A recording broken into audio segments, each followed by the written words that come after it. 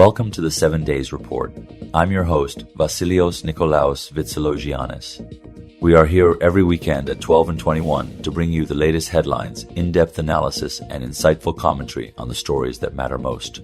Whether you're tuning in for a recap of the week or looking for a deeper understanding of global events, we've got you covered. Let's start with our first news.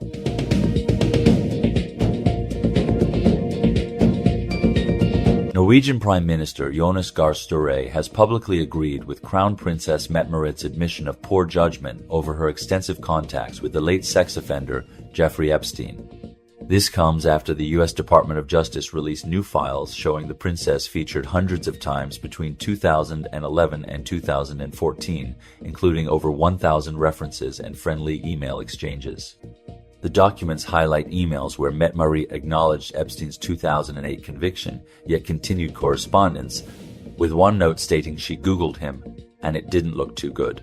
Mette-Marit, married to Crown Prince Haakon since 2001, issued a statement Saturday expressing deep regret. "I exercise poor judgment and regret having any interaction with Epstein whatsoever. It is simply embarrassing." Støre echoed this on Monday, saying he shares her view and expects full disclosure of their relationship. The revelations hit just before Mette-Marit's son from a prior relationship, Marius Borg Høiby, begins a 7-week trial in Oslo on Tuesday. He faces 38 charges including rape, assault in close relationships, drug trafficking, 7.7 pounds of marijuana, death threats, and traffic violations.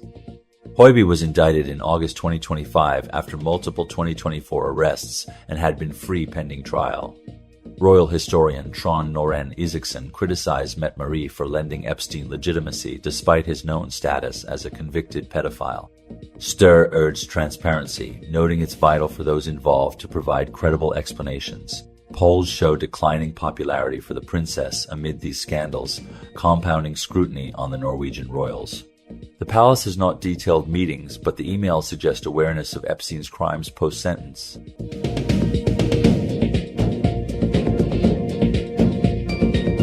Panama's Supreme Court has voided long-standing contracts held by Hong Kong-based CK Hutchison Holdings to operate 2 key ports at the Panama Canal entrances, ruling them unconstitutional.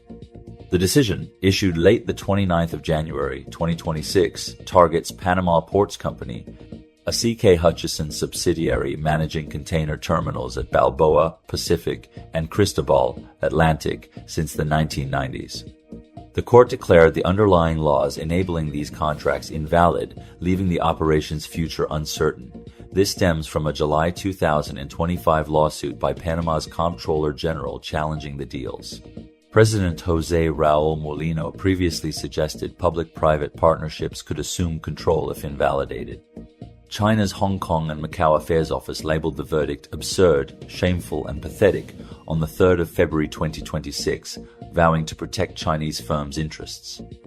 It accused Panama of breaching trust, harming its business environment, and warned of heavy prices politically and economically. Beijing affirmed it has sufficient means to uphold fair trade. The ruling aligns with U.S. efforts under President Donald Trump to curb Chinese influence near strategic assets like the canal. Analysts see it advancing the Donroe Doctrine, prioritizing national security over commercial ties. CK Hutchison, listed as 0001 HK, faces disruptions in its global ports network amid a pending $23 billion deal. Panama has not commented officially. The ports handle vital container traffic separate from canal operations. This escalates U.S.-China tensions over infrastructure, potentially reshaping Latin American trade dynamics.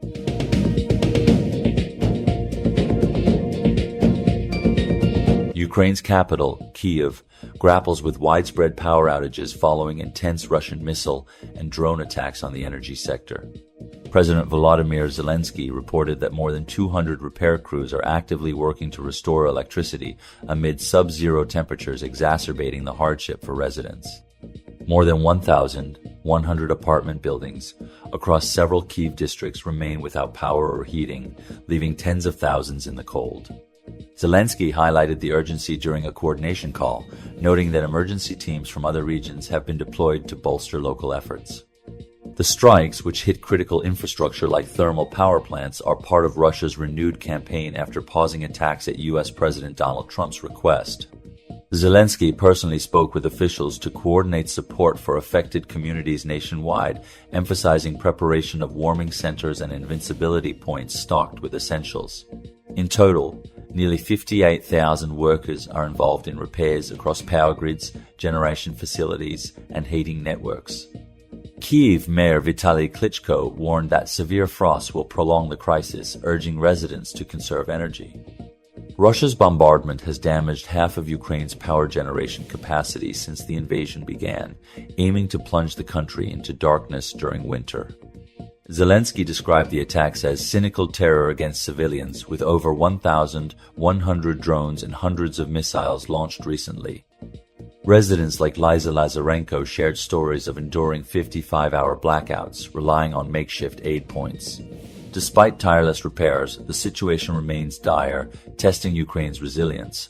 Full restoration could take days as forecasters predict plunging temperatures to negative 20 degrees Celsius.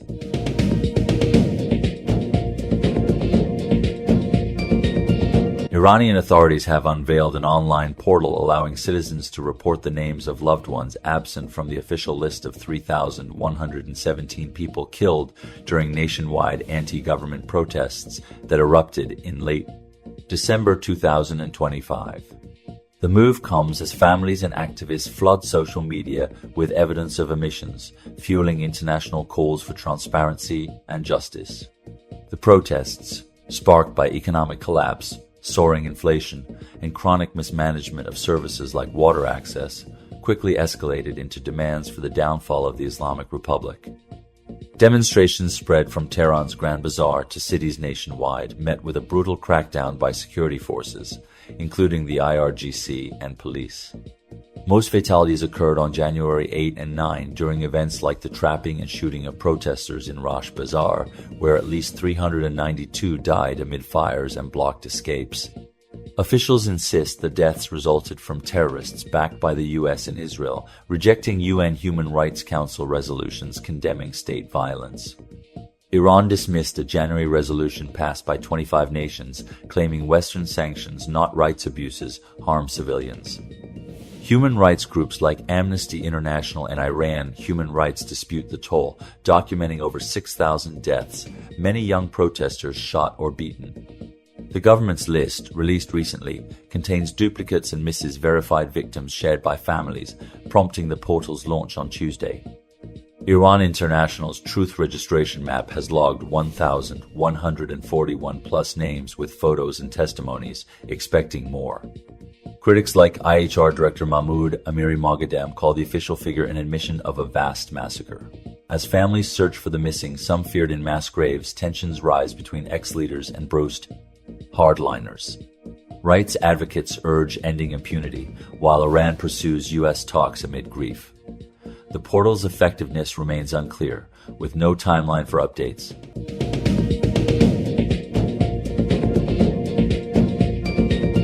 President Asif Ali Zardari issued a fierce condemnation of a deadly bomb blast at a prominent mosque in Islamabad, vowing national unity in the face of terrorism. The explosion ripped through the Al-Huda Mosque in the bustling G9 sector during Friday prayers, killing at least 28 worshippers and injuring over 60 others, according to preliminary reports from local authorities. Eyewitnesses described a deafening blast that shattered windows and collapsed part of the mosque's minaret, sending panicked crowds fleeing into the streets. No group has claimed responsibility, but suspicion has fallen on militant factions amid rising sectarian tensions in the capital. In a statement from the president's house, Zardari decried the attack as a barbaric assault on civilians. Targeting innocent civilians is a crime against humanity, he said, according to the Associated Press news agency. He added that the entire nation stands shoulder to shoulder with the families affected, promising swift justice and enhanced security measures. Prime Minister Shehbaz Sharif echoed the president's sentiments, calling the blast a cowardly act aimed at destabilizing Pakistan's fragile peace. Security forces have launched a manhunt, sealing off the area and deploying bomb disposal units. Hospitals in Islamabad are overwhelmed, with volunteers aiding the influx of casualties. The incident marks the latest in a string of mosque attacks across Pakistan, highlighting ongoing threats from extremist groups despite government crackdowns. Rights activists urge better intelligence sharing to prevent future tragedies. Internationally, the U.S. Embassy in Islamabad expressed condolences, while the UN Secretary General called for accountability. As funerals begin, Zardari's words resonate. Pakistan unites against terror.